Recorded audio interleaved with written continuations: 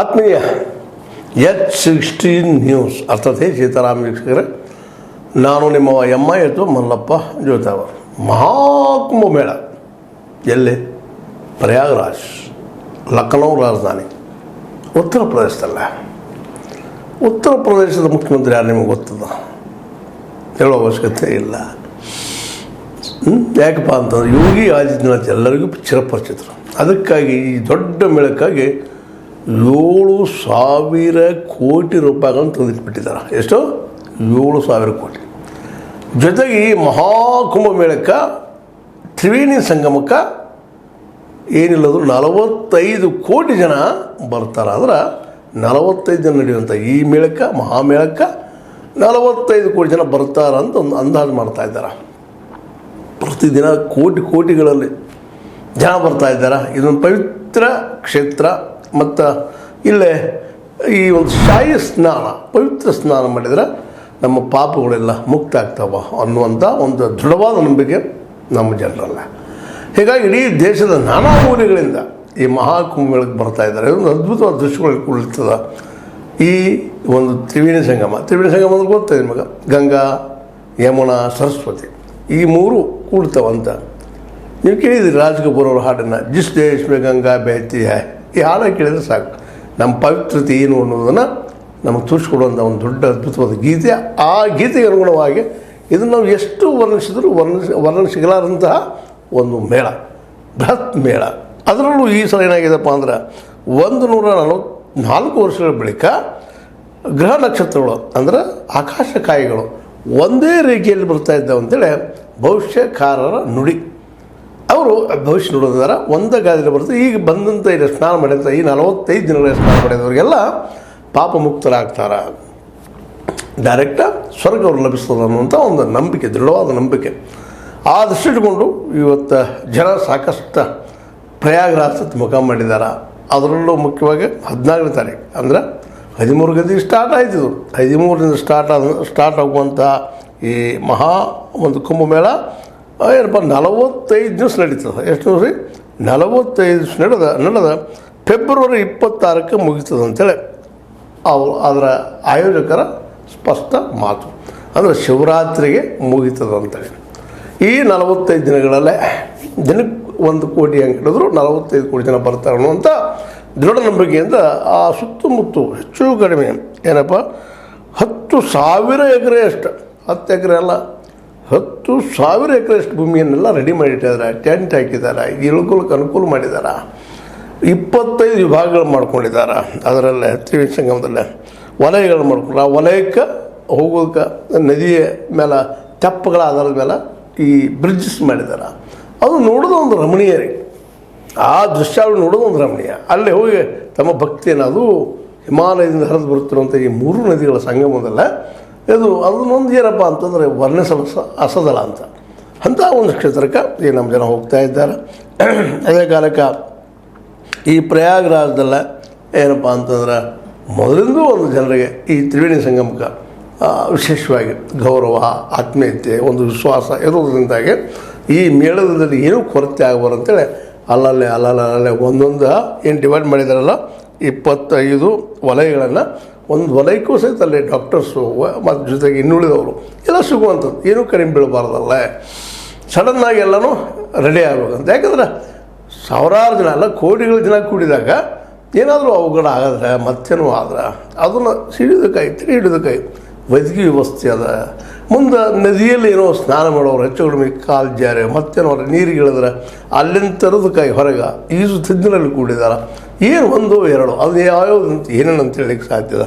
ಅಂಥ ಒಂದು ಮೇಳದಲ್ಲಿ ಏನು ಅಂದ್ರೆ ಅಲ್ಲೇ 20 ಹಾಸಿಗೆಗಳುಂಥ ಆಸ್ಪತ್ರೆ, ಈ ಎಲ್ಲ ವಲಯಗಳಿದ್ದಾವೆ. ಏನೋ ಅಂದರೆ ಹೆಚ್ಚು ಕಡಿಮೆ ಅವ್ರನ್ನ ಹಿಡ್ಕೊಳ್ಳುವಂಗೆ ಇವೆಲ್ಲ ಇರೋದರಿಂದಾಗಿ ಅಲ್ಲೇ ಈ ಸಂದರ್ಭದಲ್ಲೇ ಈ ಮಹಾಮೇಳಕ್ಕೆ ಎಲ್ಲರಿಗೂ ಆಹ್ವಾನ ನೀಡಿದ್ದಾರೆ ನಮ್ಮ ಈ ಉತ್ತರ ಪ್ರದೇಶದ ಮುಖ್ಯಮಂತ್ರಿ ಆದಿತ್ಯನಾಥ್ ಅವರು. ಆದರೆ ಈ ಒಂದು ಮಹಾಮೇಳದಲ್ಲೇ ವಿಶೇಷವಾಗಿ ಏನು ಬರ್ತಾರಪ್ಪ ಅಂತಂದ್ರೆ ಜನ ನಾನಾ ರೀತಿ ಸಾಧು ಸಂತರು ಬರ್ತಾರೆ.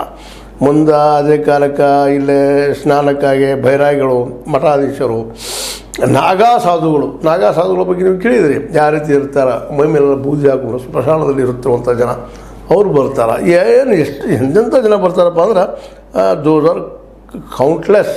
ಮುಂದೆ ಕಲ್ಪವಾಸಿಗಳಂತ ಬರ್ತಾರೆ.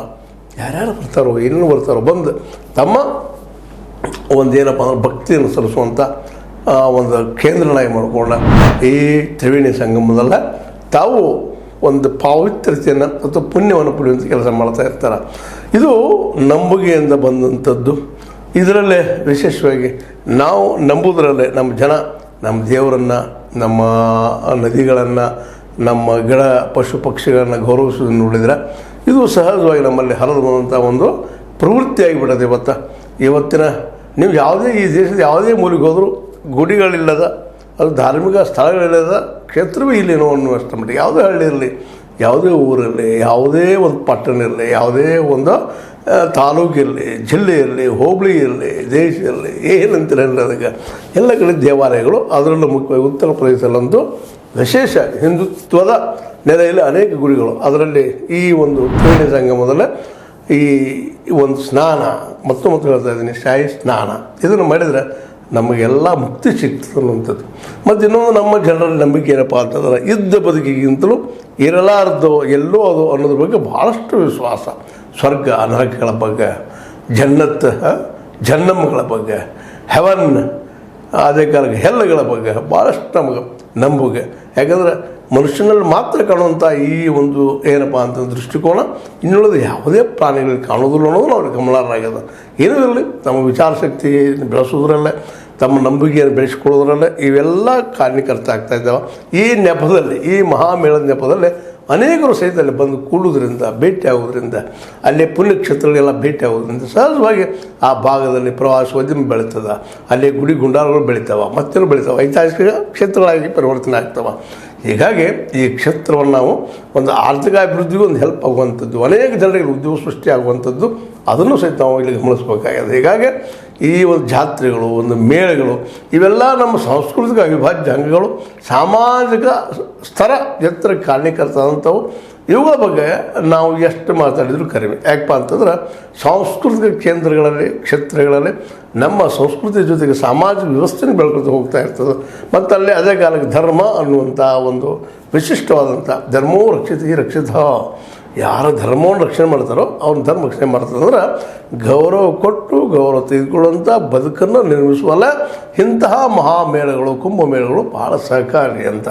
ಇದರಿಂದಾಗಿ ಸಂಬಂಧಗಳು ಗಟ್ಟಿ ಆಗ್ತಾವೆ. ನಾವು ಹೌದು ಮನೆಲ್ಲ ಒಂದು ಅಂತೇಳಿ ನಮ್ಮಲ್ಲೇ ಒಂದು ವಿಶ್ವಾಸ ಬೆಳೀತಾ ಹೋಗ್ತದೆ. ಹೌದಪ್ಪ, ಈ ಒಂದು ಧರ್ಮದಲ್ಲ, ಈ ಒಂದು ವ್ಯವಸ್ಥೆಯಲ್ಲಿ ನಂಬಿಕೆ ಇಟ್ಟವರು ಅಂತೇಳಿ ಇದಕ್ಕೆ ಸಂಬಂಧಿಸಿದಂತೆ ಎಲ್ಲರೂ ಅಲ್ಲಿ ಕೊಡೋದ್ರಿಂದಾಗೆ ಮತ್ತು ಈ ಒಂದು ಕುಂಭಮೇಳದಿಂದಾಗಿ ಭಾರತೀಯರೆಲ್ಲ ಒಂದು ಅನ್ನುವಂಥ ಭಾವ ಬೆಳೆ ಜೊತೆಗೆ ಇನ್ನಷ್ಟು ನಮ್ಮಲ್ಲೇ ಆತ್ಮೀಯ ಸಂಬಂಧಗಳು ಬೆಳೆದು ಬರ್ತಾವೆ ಅನ್ನೋದು ಅಷ್ಟು ಸತ್ಯ. ಏನಿರಲಿ, ಮಹಾ ಕುಂಭಮೇಳ ಈ 13ರಿಂದ ಸ್ಟಾರ್ಟ್ ಆಗಿ ಫೆಬ್ರವರಿ 26ರವರೆಗೆ 45 ದಿನಗಳ ನಿರಂತರವಾಗಿ ನಡೆಯೋದ್ರಿಂದಾಗಿ ಸಾಕಷ್ಟು ಜನ, ನಾವು ಊಹಿಸಿದಂಗೆ 45 ಕೋಟಿ ಆಗ್ಬೋದು, ಅದು ಕಡಿಮೆ ಆಗ್ಬೋದು, ಹೆಚ್ಚು ಆಗ್ಬೋದು.